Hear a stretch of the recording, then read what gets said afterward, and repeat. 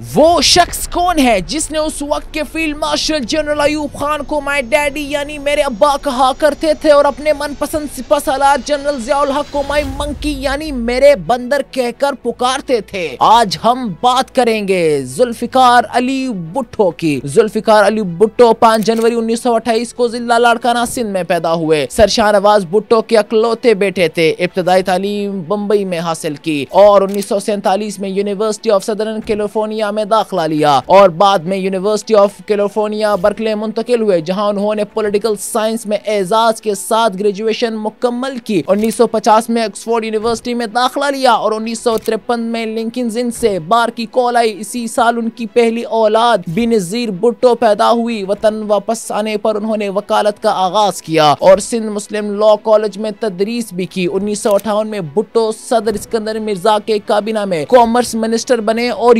پاکستان کے سب سے نوجوان وفاقی وزیر قرار پائے۔ 1963 میں وہ فورن منسٹر مقرر ہوئے اور 2 مارچ 1963 کو سائنو پاکستان بانڈری ایگریمنٹ کو حتمی شکل دے کر پاکستان کے لیے 750 مربع میل کا علاقہ حاصل کیا۔ انہوں نے پاکستان کے تعلقات چین، ترکی، ایران کے ساتھ مستحکم کیے اور 1966 میں تاشقند ایگریمنٹ پر اختلافات کے باعث کابینہ سے استعفیٰ دے دیا۔ استعفیٰ دینے کے بعد بھٹو نے پاکستان پیپلز پارٹی کی بنیاد رکھی، جس کا منشور تھا اسلام ہمارا ایمان، جمہوریت ہماری پالیسی، سوشلسٹ معیشت اور طاقت عوام کے ہاتھ میں۔ 1970 کے عام انتخابات میں مغربی پاکستان میں پیپلز پارٹی نے شاندار فتح حاصل کی، لیکن مشرقی پاکستان کے رہنما شیخ مجیب الرحمان سے کوئی معاہدہ ممکن نہ ہوا۔ 1971 کی جنگ اور مشرقی پاکستان کی علیحدگی کے بعد یحییٰ خان مستعفی ہوئے اور بھٹو 20 دسمبر 1971 کو صدر اور چیف مارشل لا ایڈمنسٹریٹر بن گئے۔ 1972 میں بھٹو نے اقتصادی اصلاحات شروع کی، جن میں 10 بڑی صنعتوں کی قومی کاری، بینکوں کی قومی کاری، زمین کی اصلاحات اور پاکستان کا کامن ویلتھ سے اخراج شامل تھا۔ 2 جولائی 1972 کو بھارت کے ساتھ شملہ ایگریمنٹ پر دستخط کیے، جس سے 1971 کی جنگ کے قیدی واپس آئے اور مقبوضہ زمینیں بحال ہو گئی۔ 1973 میں نیا آئین منظور ہوا اور بھٹو وزیر اعظم بن گئے۔ انہوں نے Pakistan steel mill Karachi, nuclear plant port Qasim, Quaid Azam university اور علامہ اقبال اوپن یونیورسٹی قائم کی۔ مارچ 1977 کے انتخابات میں پیپلز پارٹی کی فتح کے باوجود سیاسی مخالفین نے دھاندلی کے الزامات لگائے۔ 5 جولائی 1977 کو جنرل ضیاء الحق نے مارشل لا نافذ کیا اور بھٹو کو گرفتار کر لیا۔ ایک متنازع قتل کیس میں 18 مارچ 1978 کو انہیں موت کی سزا سنائی گئی اور 4 اپریل 1979 کو پھانسی دی گئی۔ بھٹو کو ان کے آبائی گاؤں گڑی خدا بخش میں دفن کیا گیا۔ ان کے والد کے ساتھ ذوالفقار علی بھٹو پاکستان کے عوامی رہنما اور تھرڈ ورلڈ کے بانی رہنما تھے۔ انہوں نے پاکستان کو خود مختار خارجہ پالیسی، ایٹمی صلاحیت، جمہوری اصلاحات اور صنعتی ترقی دی۔ ان کی زندگی عوام کی خدمت، ملک کی تعمیر اور قومی وقار کے لیے مکمل طور پر وقف کی تھی۔ وہ ہمیشہ قائد ایوان کے طور پر